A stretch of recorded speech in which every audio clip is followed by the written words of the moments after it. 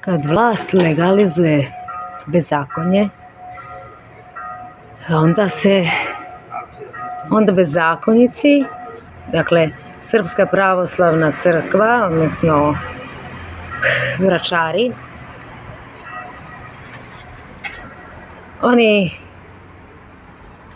za njih ne postoji zakon,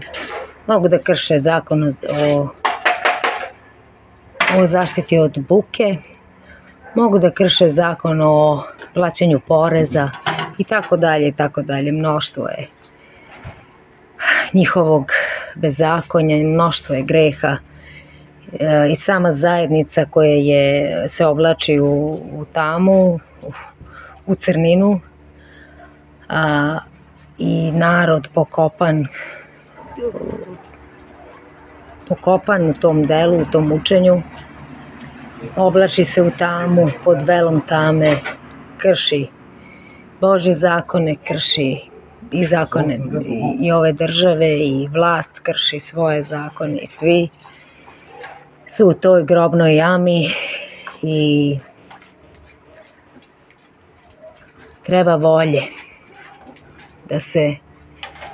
pojedinci jedan po jedan izbavlja iz grobne jame, ali kad voliš tamu, kaže, svetlost je došla na svet, dođe istina na svet, dođe narod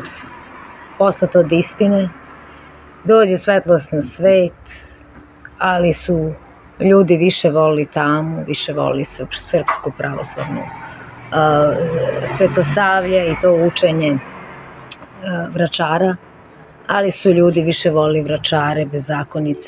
bezakonike, jer su im dela zla.